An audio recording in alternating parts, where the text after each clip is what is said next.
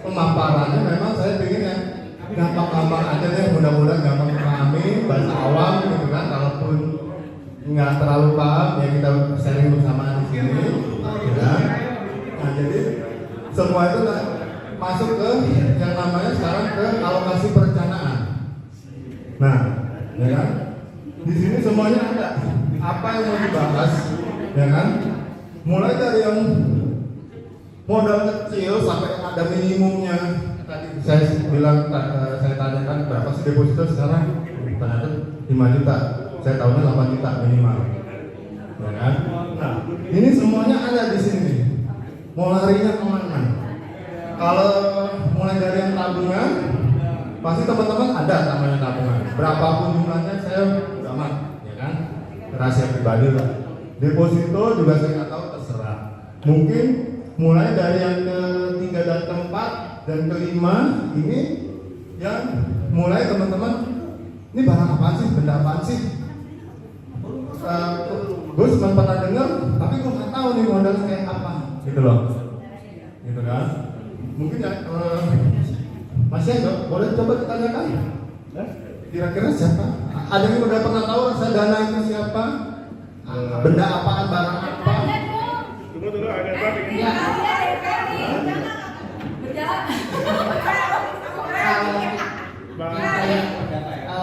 Orang umum, orang awamnya ya. Ini orang awamnya ya. Tadi kan saya juga udah sampaikan tuh, mungkin sampai di tahap tabungan gitu ya.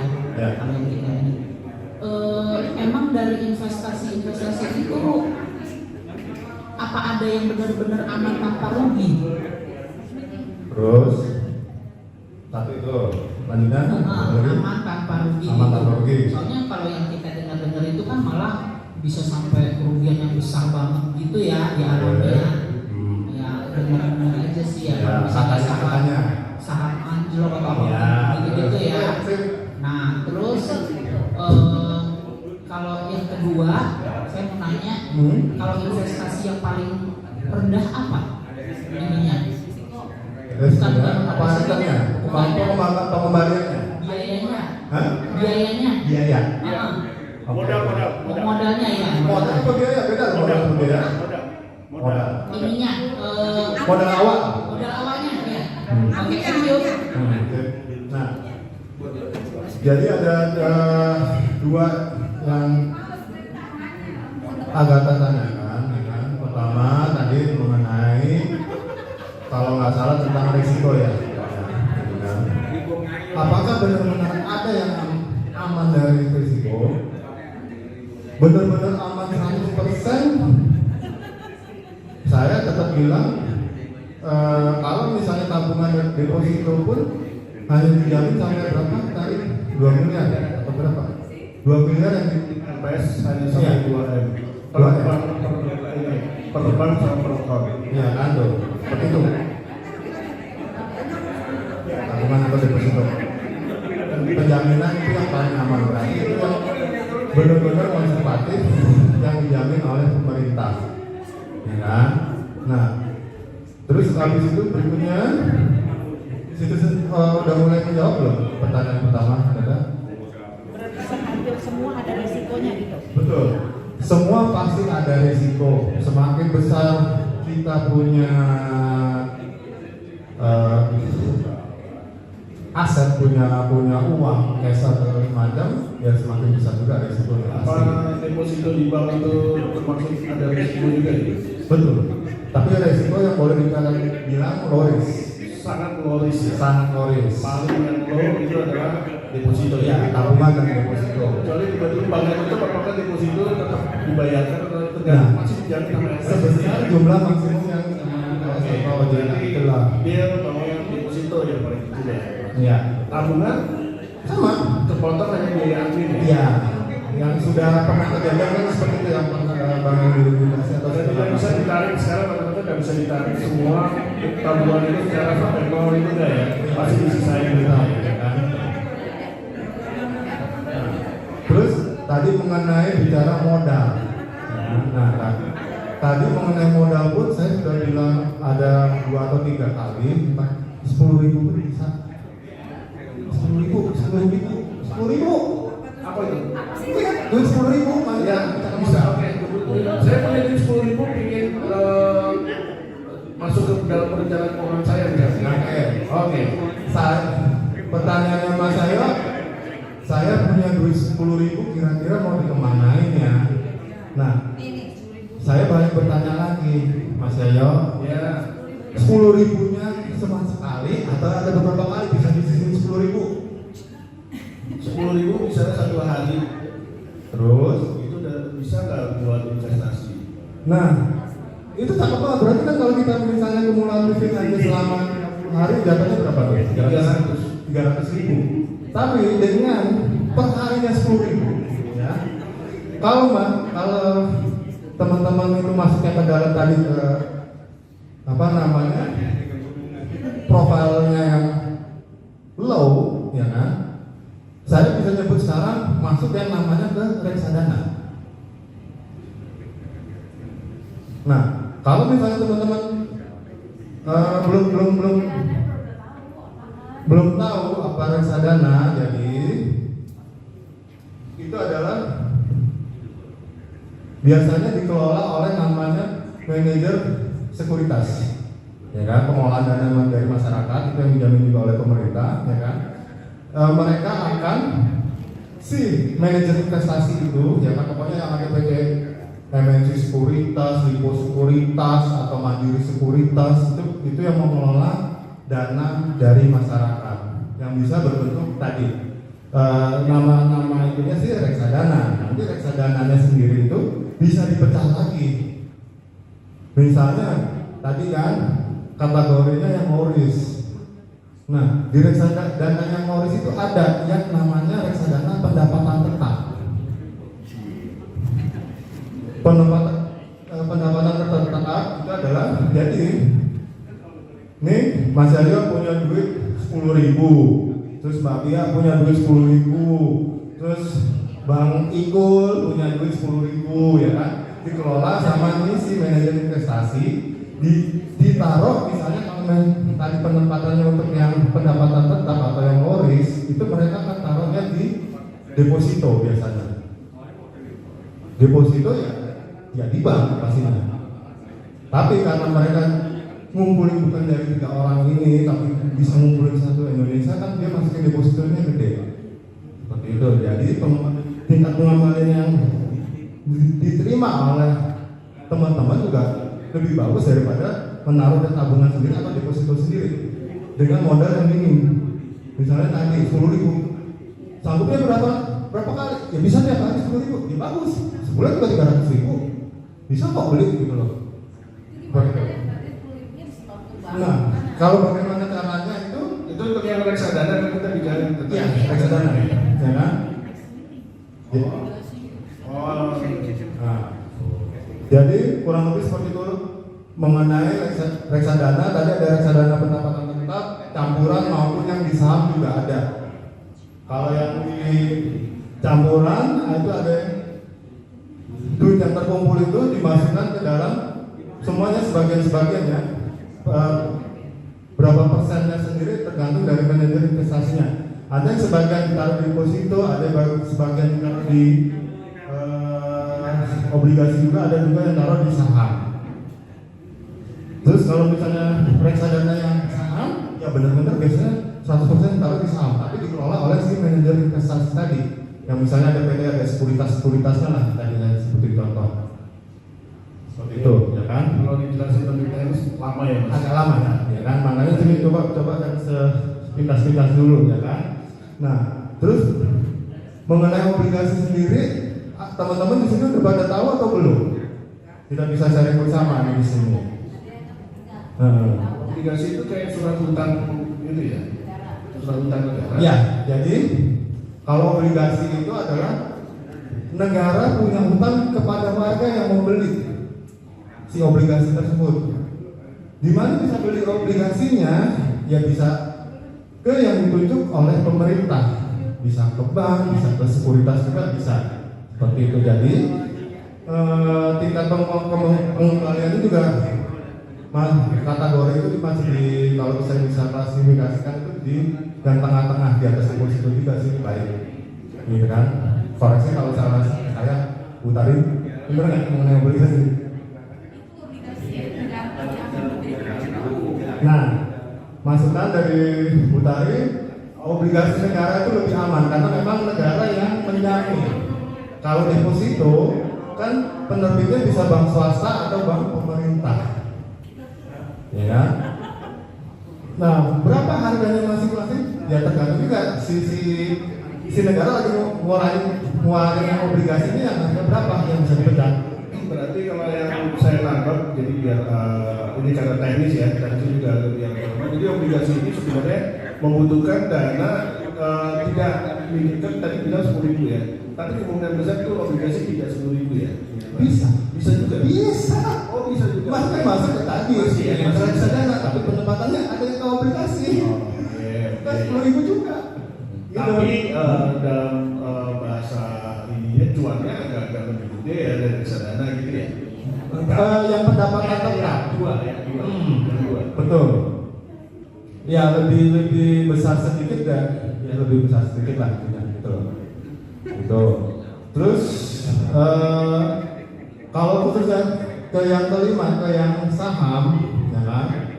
Nah, saham sendiri mungkin teman-teman ini ada yang saya cuma membuka lagi, merefresh kembali, siapa tahu mungkin ada yang belum tahu saham itu apa sih, gunanya saham itu apa sih? Ada yang bisa terangin nggak? Kecuali Utari ya jangan. Mungkin ada sesi sendiri ya nanti. Iya, jadi nggak ada yang teman-teman udah tahu belum saham? Kan yang teman-teman sih cuma coba merefresh aja bagi yang belum tahu mungkin gitu. Mungkin tante dia saham itu apa, bagaimana? Tahu? Gini, pertanyaannya ada yang belum tahu nggak tentang saham? Nah, ini kan. Ya ini tunggu. Itu kebetulan Mas Basar belum tahu. Gak apa-apa. Secara ini aja yang susahnya. Jadi saham itu adalah berapapun jumlahnya, ya, adalah bukti kepemilikan kita terhadap perusahaan tersebut yang sudah go public. Berapapun modalnya, ya, modal awalnya. Ya, 10.000 juga bisa tuh punya saham. Tergantung dari ya keadaannya. Betul. Iya, betul. Ada minimal lembar tidak sih kalau maksudnya? Kalau saham itu 1 lot 100 lembar, hitungannya. Banyak juga. Ya, 10.000 bisa. Enggak. Berarti jadi Ya 10.000 itu 1 lot 100 lembar. Lu buktinya sebagai pemilik perusahaan PTA yang yang PBK itu.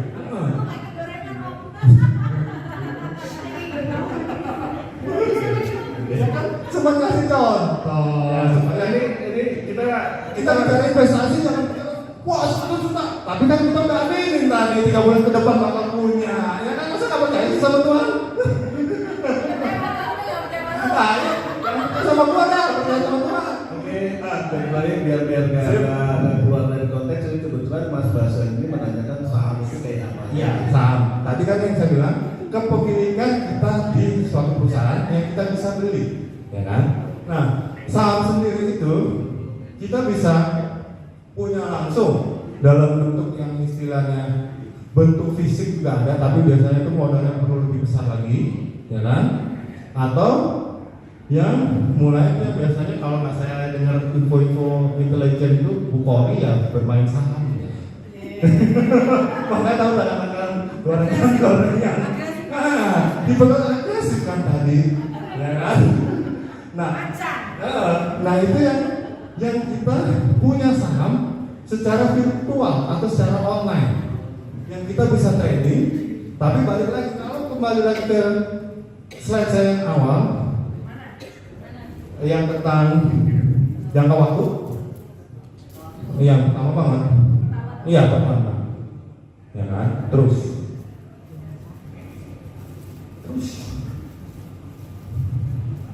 nah di sini ya kan, 1 tahun, mau dikembangin 1 tahun, tapi kalau tipikalnya ke programnya teman-teman tadi adalah yang konservatif, nggak mungkin, mimpi saya bilang.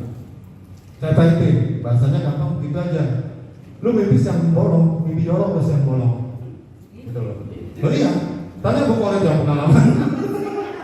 Senyum-senyum, syari. Kita diajarin gimana?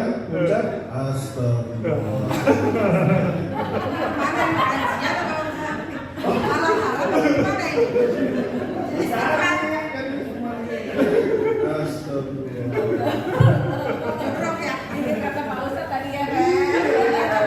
Kita bisa ngejar akhirat dan dunia. Kalau dunia, saya bisa bilang, ya kalian harus yang agresif.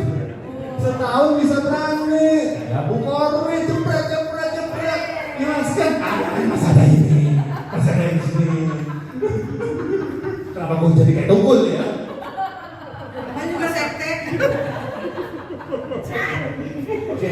Oke, berarti kalau tadi saya mau bantu tetap biar nggak buat konteks lagi, Ya.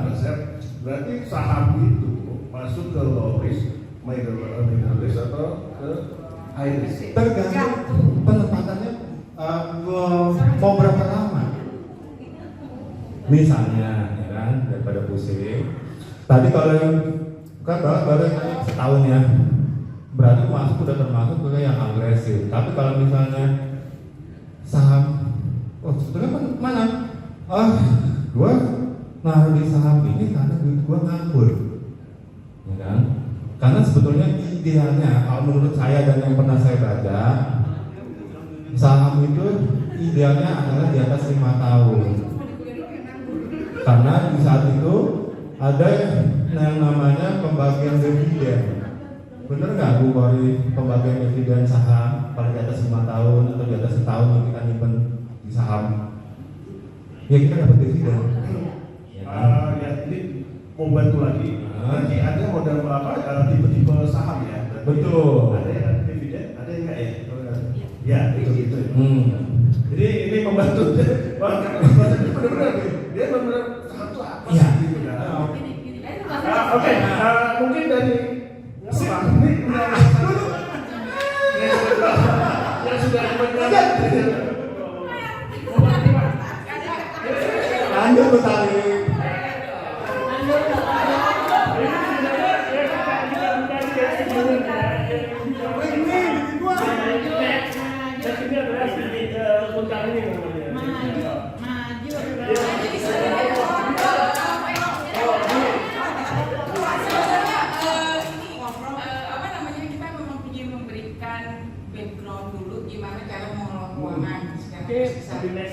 Nah, nextnya kita baru ngomong mengenai instrumen itu apa aja sih, bagaimana pemilihannya, kemudian kapan milihnya, jadi mulai lebih detail. Jadi kalau misalnya kita mau ngomong reksadana itu apa tidak, itu tergantung. Reksadana itu sendiri pun ada 4 jenis loh. Kemudian masing-masing itu belum tentu aman. Jadi kita harus masuk ke dalam prospektusnya. Nah itu nanti next gitu ya. Terus menyampaikan juga mengenai obligasi dengan deposito. Sebenarnya untuk kondisi Indonesia saat ini yang lebih aman itu adalah obligasi. Kenapa? Obligasi dalam arti SPN kan. Soalnya ada SPN itu apa Bu Tali? surat berharga negara Pak. Enggak, siapa tahu temen yang akan lupa atau belum tahu. Betul, suratnya jadi obligasi itu prinsipnya adalah surat utang.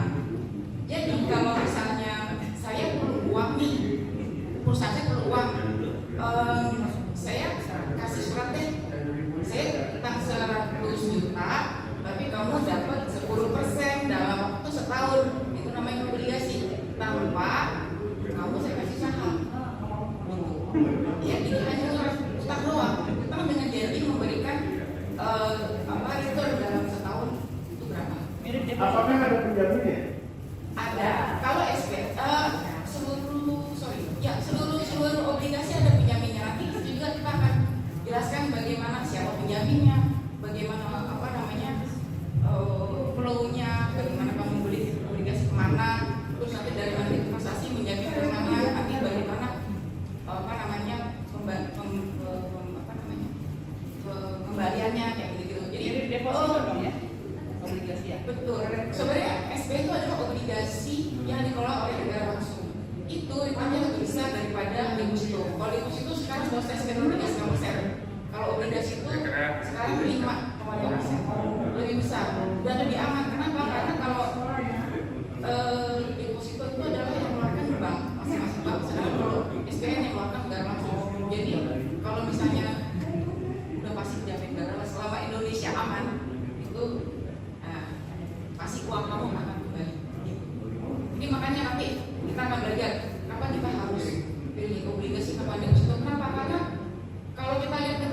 5 tahun depan kayaknya bakal bubar nih, jangan masuk obligasi, masuklah ke emas gitu. Jadi ada timingnya, setiap jenis investasi itu ada timingnya gitu. Baik, Nyanyi belum? Mas Reka loh kalau Mungkin Pak Selo kira-kira moderatornya gimana tuh? Oke, terima kasih. Mungkin dari Mas Basar gimana? Apa kira-kira? Karena kalau untuk lebih mendetail, itu nanti kita ada, insya Allah kita akan ada sharing sesi lagi berikutnya. Memang tapi kita akan buat dulu grup yang pernah ditawarkan. Nah itu nanti kita lebih fokus. Itu Mas Basar. Gitu. Tapi ada satu deh. Apa? Kok Kalau mau tanya atau masukan? nggak tanya? Apa malimu? Maksudnya ada dengar gitu model investasi jadi model-model investasi ini arahnya kepada kayak suatu keinian juga ya judinya tuh. Terus cukup itu aja? Ya maksudnya sifatnya kayak arah ke ya kita bukan bicara ini ya Nah. pribadi masing-masing aja maksudnya ke arah yang sifatnya kayak kurang adil apa gimana gitu, kurang adil apa mengambil hak orang lain atau mungkin nggak sampai hak orang lain tapi mungkin kayak ya gambling gitu judi lah gitu. Oke, jadi mungkin saya coba tengahin aja langsung ya kan. Semua itu kalau mau dibilang judi atau apa enggak, kayak tadi juga yang halal atau haram kalau kita sedikit soal agama kita aja ya, kan kembali ke kita dan kembali ke tujuan, ya kan. Kalau memang punya dana nganggur, punya kecukupan, ya kan. Nanti kalau udah masuk ke sesi berikutnya itu biasanya tari yang lebih jago ya, gitu kan kita masuk ke namanya trading saham itu yang apa scalping apa segala macam tuh, ya siapa namanya kata itu yang bisa transaksi setiap 5 menit online. Tapi kalau misalnya di situ kita makin penasaran, makin habis, kita masuk terus, ya itu mungkin yang bisa dikategorikan judi. Tapi pada saat kita misalnya, pada saat trading kita sudah profit kecil apa segala macam kita simpan, ya stop, ya bukan itu juga, ya semua kembali ke diri masing-masing. Oke. Itu aja sih. Di kesempatan awal kita tidak akan bahas ini lagi karena tadi di awal kita sudah akan bicara ini. Kalau misalnya memang sudah mengenai masalah haram dan halal, itu nanti akan ada sharing khusus. Iya, perdebatan yang tengah. Karena Nyerah tuh. karena itu bisa menjadi debat kusir, gitu kan. Terutama nanti yang afiliasinya kenceng banget, Iya. gitu loh. Ya kan? Iya. Jadi kita tetap ini adalah basic. Iya. Apapun kalian bisa sudah dewasa dan sudah bisa menetapkan bahwa oh ini halal, oh ini haram gitu. Itu kalian sendiri yang menentukan. Saya dewasa. Iya. Jadi gini, dewasa itu berarti bukan badannya gede atau badannya sudah tua gitu. Oke, sekarang kita sepakat bahwa itu bisa aja kita bahas sebenarnya. Tapi ya siap nggak kalian bisa sampai malam gitu kan gitu ya. Tapi tidak. Intinya adalah malah justru kita akan mempengetahuan bahwa ini ada masalah yang mengenai masalah perencanaan keuangan, termasuk ada juga kondisi yang akan terdapat antara terjadi debat kusir yang akan terjadi apabila atasnamakan itu halal dan haram. Ada juga yang sudah menyiapkan bahwa ini halal, kita punya klausul dari MUI segala macam. Ada juga, tapi kita tidak sedang membahas ini.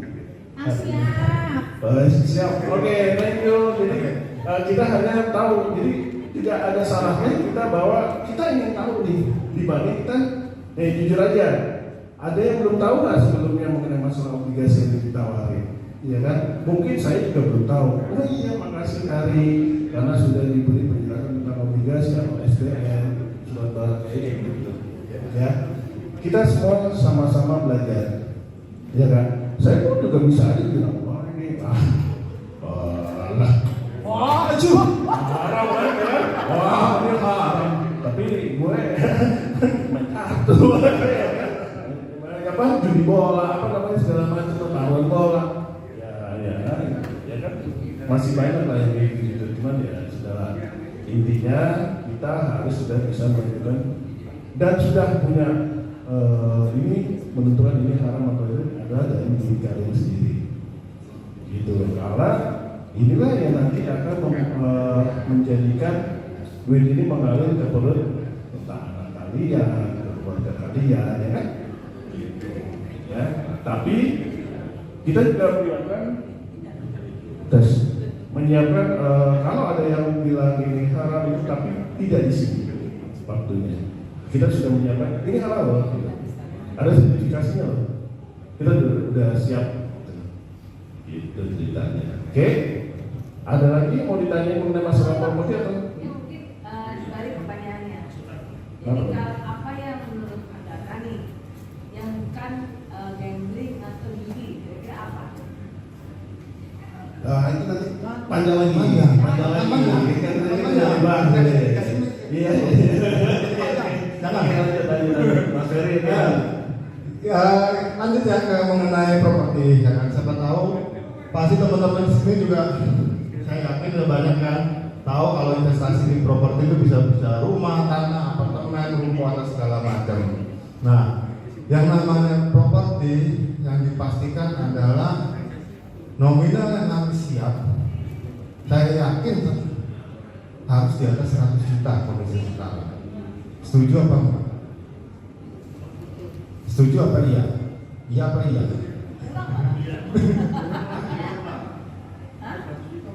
Nah, di atas 100 juta kan? Minimal di atas 100 juta, minimal di atas 100 juta bisa bias loh, banyak loh gitu loh, ya kan?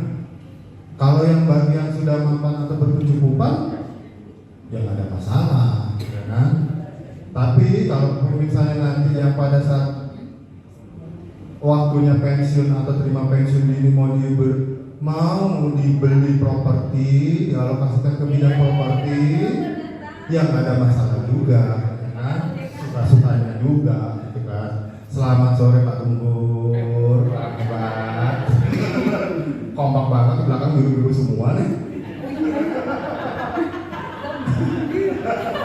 Bawahnya gini semua lagi.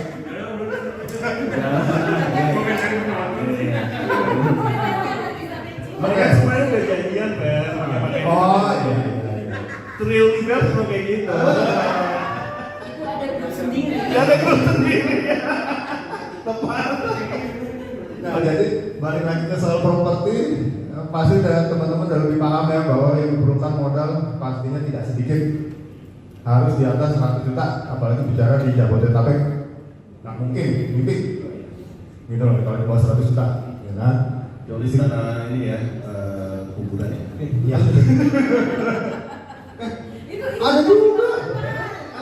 Yang di sana tuh. Jualan tanah kuburan ada. Makanya tapi kan nggak sampai 1 juta loh. 30 juta. Coba 2 kali 1 kali berapa juta? Yang San Diego. Ya udah. Jangan gue nggak ngajarin itu. Nah, misalnya alokasi berikutnya teman-teman bikin buka usaha waralaba, ya kan waralaba tuh yang misalnya kayak ayam kriuk atau apa segala macam atau minum franchise itu bebas. Yang sampai saat ini saya tahu itu bisa cukup modal di bawah 5 juta untuk buka franchise. Franchise atau yang biasa? Franchise itu kayak macam ini ya. Kalau misalnya Teh Solo, franchise juga kan? Tergantung segmen. Iya, iya. Itu masuk ke low risk atau middle risk atau Itu di tengah-tengah. tengah ya, tengah ya. Yang sifatnya kayak UMKM kayak gitu rata-rata middle ya. Bisa di ini ya. Seperti itu, ya kan? Nah, atau mungkin laundry kiloan itu juga bebas. Meskipun sekarang sudah sangat menjamur, tapi saya melihat kok ya kalau misalnya di rute yang sering kiloan ada lagi tetap ada yang untuk invest di laundry kiloan, ya kan? Atau mungkin Boleh nanya nggak Pak? Satu lagi, Ya. kalau misalnya buka usaha gitu kayak franchise, tiba-tiba kita hanya invest, tapi kita nggak kontrol, nggak monitoring, itu masuk ke low atau masih middle? kalau itu saya langsung bilang bahasa saya ya, high risk. High risk. High. Gitu. lo nggak supervisi, lo nggak tongkrongin, bangkrut bisa. Ya, itu teman-teman dibandingkan kita ini, tapi kita saling apa ya namanya bertukar pikiran, kita sharing bahwa teman saya pun juga ada. Apabila dia mau invest, tapi kita tidak mengontrol, apapun bentuk investnya kita tidak mengontrol, itu masuknya ke high risk. Ya, betul ya, Mas Ferry ya, karena kecenderungan untuk rugi itu besar, bahkan ditipu, entah apa segala macam ya. Betul. Ya kan, maupun yang cuma nangkon kiloan atau sampai yang buka apa namanya bikin kolam ikan atau segala macam ya kan. Begitu nggak ditemuin, bablas semua, dibilang rugi apa segala macam, padahal dijual sama yang jaga. Ya kalau kita invest, ya kita harus tongkrongin. Suka nggak suka kita harus tongkrongin, entah seminggu 2 kali kita datang, 3 kali bebas. Yang penting kita harus kontrol. Seperti itu. Nah, itu di apa tongkronginnya itu seperti apa? Maksudnya kan jadi itu kan bahasa kita lah ya tongkrongin. Tapi dalam artian tuh kita kontrol banget kan, misalnya Ya. apa berapa penjualannya, gitu kan? Ini apakah Oke, contoh ini aja ya, contoh nyata. Contoh nyata kebetulan saya ini dulu dikenal sebagai Bandar Kambing pada saat Idul Kurban. Gitu. Bukannya sapi juga? Itu terlalu tinggi masa. Bukannya dari sini namanya sapi kan? Oh, Ya, jadi gini. kamar rendah nih. Jadi kebetulan saya pernah punya jualan kambing. Dan itu teman-teman ada yang mau investasi. Investasi itu saya bilang saya mau kalian investasi, tapi ini karena kebetulan ya, tapi harus ikut mengontrol, ikut kerja. Tapi kalau hanya duit aja, maaf, saya juga ada gitu kan misalnya. Saya nggak berani karena apa? Ini jatuhnya adalah mengenai masa kebudayaan. Terus teman saya akhirnya invest ke pedagang kambing yang lain agar dia dengan cara dia mau dijanjikan dengan persentase biasanya kayak gitu 10% deh dari 10 juta gue invest di 10 juta udah lo nanti terima barang cuman Idul Kurban tuh cuma 10 hari atau enggak 14 hari paling lama dapat 10% dibanding lo riba. Siapa sih yang nggak mau 10% lo dari 10 juta berarti 1 juta kan hanya 10 hari. Dari Jadi 1 juta, dan itu nggak dari 1 juta 10 juta lo dapat. Oh, gila kan? Dia nggak ngapa-ngapain kan, ya kan? Dia nggak kontrol lah udahlah segala macam. Karena tidak dikontrol, dia tidak melihat situasi dan kondisi apakah si pedagang itu punya pengalaman atau tidak. Ternyata si kambing itu banyak yang mati. Selesai. Ya kan? Namanya investasi. Saya nggak tahu ya di hukum segala macam. Kalau sekalian investasi dengan tidak menggunakan perjanjian yang benar, ya kalian akan rugi, ikut rugi. Hati-hati. Kenapa tadi Mas Ferry bilang kalian juga harus kontrol, kalian juga harus punya ilmu atau mendengarkan orang yang sudah punya pengalaman, itu lebih penting. Kalian akan terhindar dari namanya kerugian. Gitu, benar nggak sih? Aman nggak sih? Jangan hanya gara-gara tergiur dengan nilai 10% itu, wah udah gampang. Investasi loh. Investasi itu bisa kita kejar nggak sih dengan kita lapor ke kepolisian? Selama perjanjian itu tidak ada, selama perjanjian itu tidak tertulis, mau sampai kapanpun investasi tidak akan sebagai bisa diklaim. Ya. Tapi kalau kalian itu sebagai hutang, itu bisa. Ingat ya, hutang itu bisa ada pidananya ya Mas. Betul. Nah, itu dia. Tapi kalau investasi, kalau misalnya kita punya usaha ini nggak cuan, ya kalian harus terima nggak cuan juga gitu harusnya. Gitu. Oke, Mas Ferry itu pengennya. Oke, saya melanjutkan untuk yang mungkin ini kurang lebih mirip ya. Untuk yang selanjutnya untuk yang di emas dan valuta asing bisa saya jawabin. Jadi emas dan valuta asing itu kita bisa alokasikan. Kita mau yang berbentuk fisik atau virtual. Maksudnya di sini fisik adalah kita ini emas, ya kan? Ini valuta asing, kita pegang bentuk fisiknya nih, mau $1, $10, $100, emas 24 karat, logam mulia 24 karat, satu batang emas, kita punya fisik, ini yang namanya fisik. Ya. Nah, selanjutnya ada yang berbentuk virtual tadi yang saya bilang, itu yang pakai di trading. Yang kita bisa melakukan transaksi kapanpun, ya kan? Asalkan kita kuat energi kita, tenaga kita, pikiran kita, bisa tuh trading kapanpun. Itu yang berbentuk virtual, ya kan? Resikonya gimana, ya kan? Nah, resikonya ya semua tetap ada ya, resiko maupun fisik maupun virtual, ya kan? Kalau misalnya fisik, misalnya kita simpan di rumah bisa dicolong pembantu atau maling, kan nggak tahu, kan berbentuk fisik. Atau kita simpan di service deposit box juga bisa kalau bentuk fisik. Nah, kalau berbentuk trading ya seperti tadi, ya kan? Mau kapanpun kita melakukan transaksinya juga bebas, tergantung dari kesiapannya teman-teman, itu aja, kan?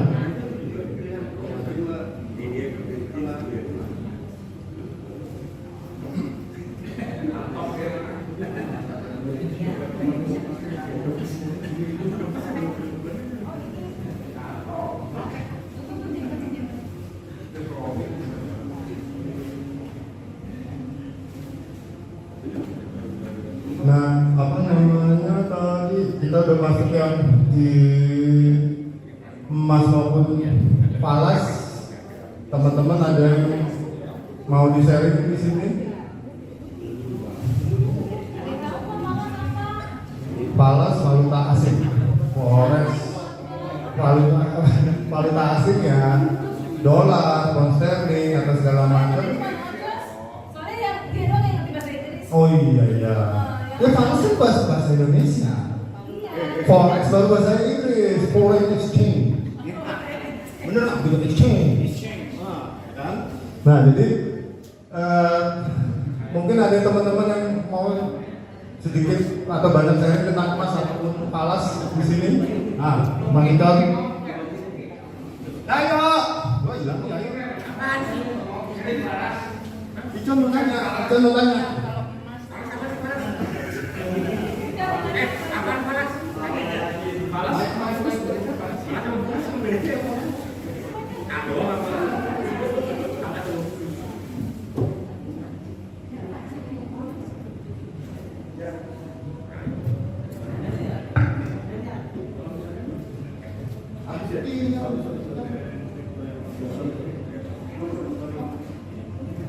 Lanjut dong. Lu mau nanya maju, jadi kan.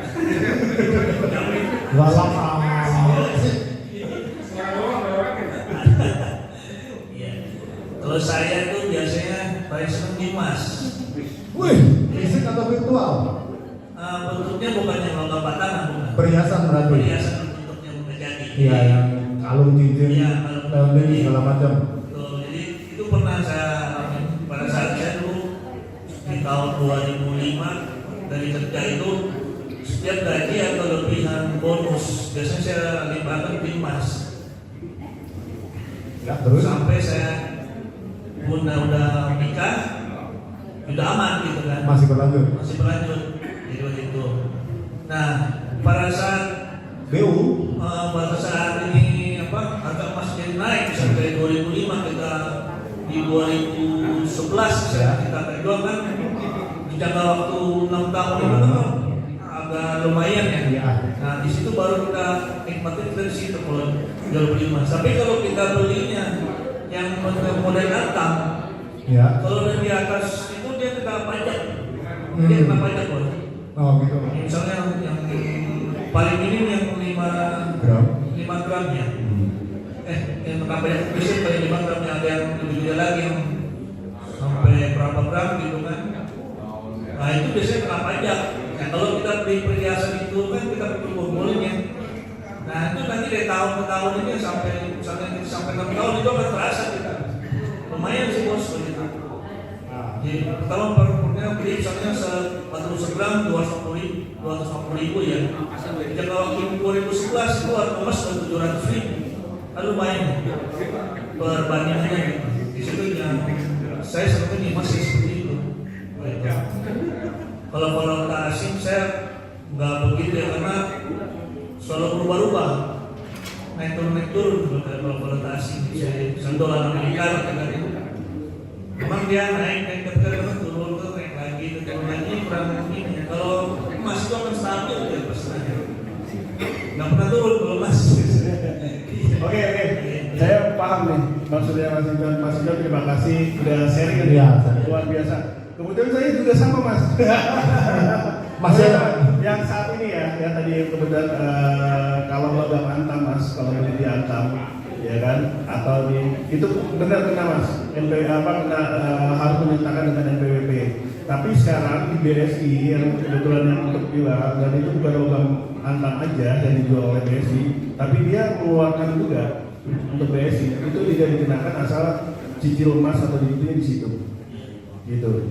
Yang saya berapapun itu udah dijamin. Bahkan kalau mau minta dijualin kita cicilan emasnya begini, singkat aja ya, karena teknisnya saya sebenarnya udah paham, tapi nggak dibahas di sini Mas.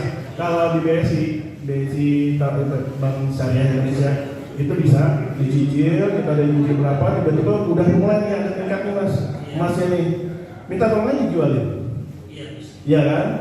Kalau udah sepakat berapa?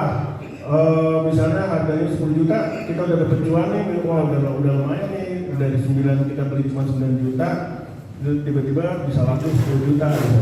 Ya udah, tolong deh jualin deh dari nilainya yang nanti setelah lulus ya, udah cicilan ya, itu bisa. Kita langsung kita bikin tanda tangan di BSI bahwa itu minta tolong dijualin oleh BSI, itu akan dijual tanpa dikenakan pajak. Oh, itu kena pajak? Tidak dikenakan pajak. Memang dia bahasanya memang tidak kena pajak. Iya. Cuma dia kan ada istilahnya berbagai keuntungan bisnisnya.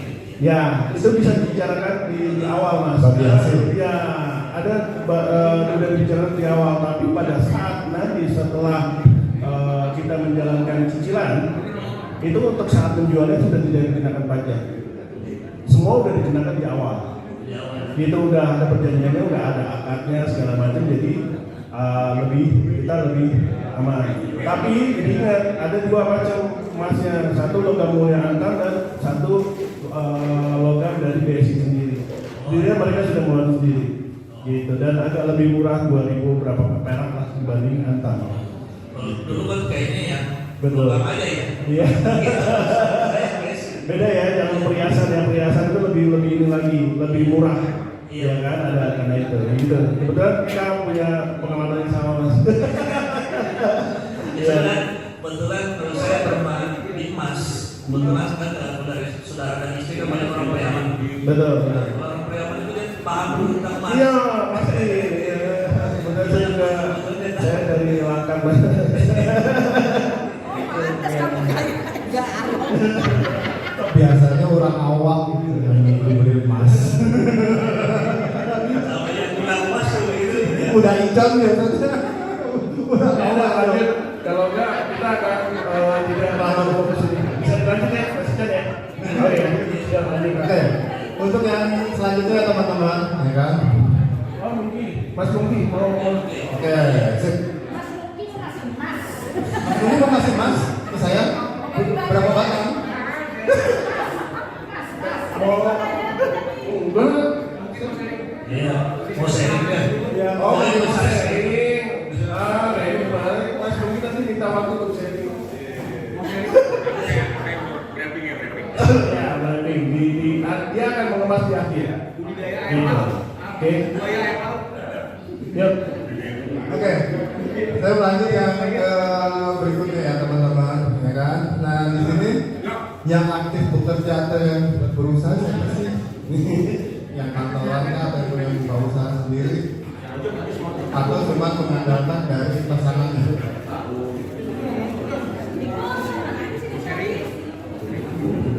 Gitu nih sama orang dari tadi. Iya. Kalau saya jasa. Saya jasa. Ya, jadi Agatha bilang bahwa dia sebagai pemberi jasa, ya kan? Berarti dirinya Agatha yang sebagai pencari income, pasangannya Agatha pegawai atau pebisnis pengusaha atau apapun banget. Mas, kalau melihat dari sikon, kita coba lihat lagi situasi kondisi pendengarnya Mas. Kebetulan semua lagi pada sibuk cari makan. Jadi untuk sementara apa kita break dulu? Ini kebetulan coba lihat tinggal berapa orang? Coba dilihat di Oh iya. pesertanya. Oh iya. Iya, makanya kasihan kan? Malah kasihan nanti malah kayak orang dicuekin. Ya, sip, boleh. Berarti kayak masih mau lanjut atau gimana? Nah, tanya Di aja. sini masih mau lanjut? Lanjut, oke. Ya, yuk lanjut. Mas, berarti ada yang lanjut. Mereka yang di belakang masih ikut. Bang ikut. Oh iya, benar. Nah, jadi teman-teman yang di sini, ya kan, sebagai gambaran tadi Agatha belum menjawab pasangannya bekerja atau enggak. Tapi saya anggap dua-duanya bekerja ataupun tidak bekerja sama sekali, ya terserah sih, ya kan. Nah, cuman kan kondisinya sekarang adalah sebagai si pencari nafkah. Nah, teman-teman sebagai si pencari nafkah, kebal gak sih? Yang sama namanya sakit kecelakaan, cacat mati tua. Dari kelima itu ada yang nggak mungkin nggak sih menimpa diri teman-teman? Gua orangnya hebat loh, gua nggak pernah sakit, gua nggak mungkin kecelakaan, gua nggak mungkin cacat, gua nggak mungkin mati, gua nggak mungkin tua. Mungkin nggak? Mungkin.